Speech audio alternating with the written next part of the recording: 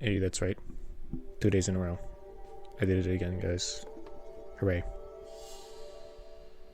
Now, it may seem like I'm going for a lot of plant things recently, and, well, I can't defend myself on that. Other than a TV. There is a TV there. It's not like a good defense, but it's true. 3 plant-related things and a television. In 4 days. It's not on purpose.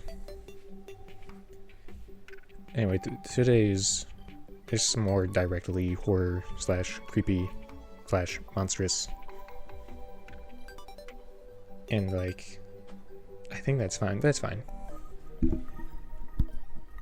There's a couple things I guess I should explain my thought process on here, like make it creepier, such as long limbs, a tilted head, and I mean, it looks human, but obviously it's not.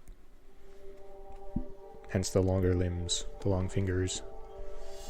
Tilted head isn't like insane. Humans can do that, but when you factor in everything else, is like more menacing rather than innocent. And the colors I chose were not specifically for plants, but it's more of a rotten look, hence, you know, the name. And I was going for like maybe a mold / some sort of rotten thing, again, name, mixed with either like a discarded corpse or like trying to fake being a corpse.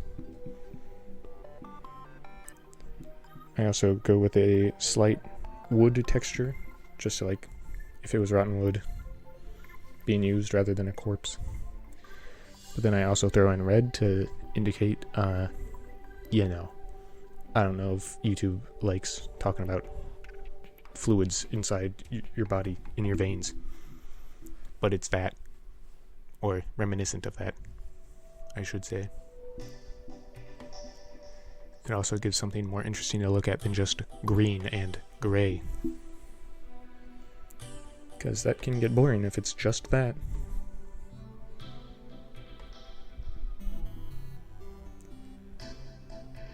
You'll notice that even though right now I'm doing the legs, I kind of end up focusing more on torso and arms and head.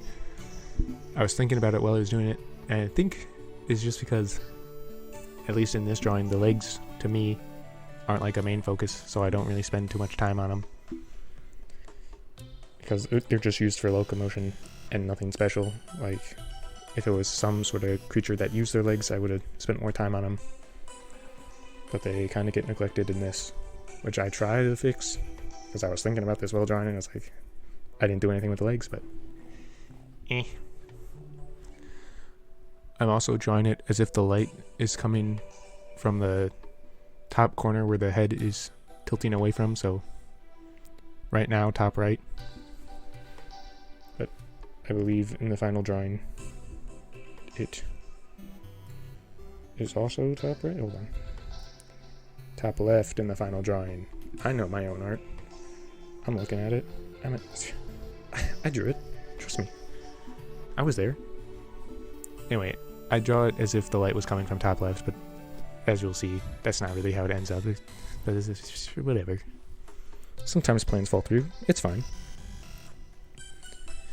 And by what I mean on drawing it from the top left is that the left has that lighter gray and eventually that light faded yellow, I guess. Like super faded yellow, almost gray.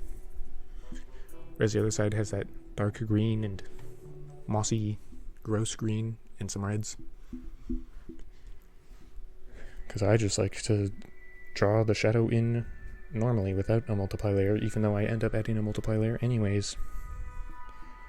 You could say I'm cool like that, I guess. You don't have to because it's not true, but you could. I also did think of some lore, and by lore I mean how this creature would act, and it's nefarious. Mostly because it's passively evil, just rotting things in an area around it. So, you know, even if it's not actively malicious, it's passively malicious. I also thought of it manifesting out of mold rather than just existing. So it can like appear and disappear. And it has regeneration capabilities if like just cut or bludgeoned or pierced. Fire, you know, as most things tend to be, it's weak to fire. But of course, it's hard to get rid of all mold unless you like burn a whole building down. So, you know, this it's a little difficult to get rid of. And I try to incorporate that into the background, which is a while away from now, just by adding mold as if it was inside a house on the walls. As this creature materialized within a house or an apartment, mold would spread. And that's mostly what I thought about it. Well, I also thought that if it directly touched something, that would like make it rot however many times faster, almost instantly, rather than just like a spreading mold. I also gave it like a green cape to be as if it was made of mold and make it a little bit more interesting than just things standing there. And the antlers are because cool silhouette. That's all. They don't really make sense with the mold, but well, maybe you could argue it's like buds for spores of some kind. But I didn't put any like actual buds on there, so you don't have to argue that. I put 3 spiral hole things on its body, one on the head, one on the chest, one on the lower torso that's kind of covered up by that cloth around its, or I guess it would be mold cloth around its waist. And I just did them to be a little bit more interesting. Oh yeah, there's also one on the hand, so 4. I did them to be a little bit more interesting and also show that this is absolutely definitely not human, because you can see inside of it and there's not really anything in there. I also put mysterious symbols on its wrists out of red. 1, to be interesting. 2, to invoke, you know, if it was alive, red. And 3, because maybe it was created by some sort of ritual or something, desecration, corpse, magic, also known as a ritual. You get it. You get it. It's better to leave some things up to the imagination anyways. And now onto the background. I try to make it look like some generic wall with a window, which I choose to end up doing just lighting from the window.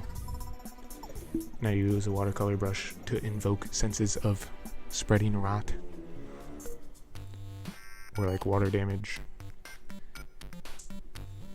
I also forgot to talk about before, but I used a very small fine brush to put little specks on the skin of the creature, quote unquote skin, just to make it look a little bit more wooden or flaky. Again, less human. And I add white/light blue highlights around the edges of the body, just because the light would be coming through the window onto its back. So you wouldn't really see the light from the front, other than stuff reflecting all around the room, except around the edges where it would be brightest. And now the dark purple, well, faded purple multiply layer. We love purple multiply layers. Woo!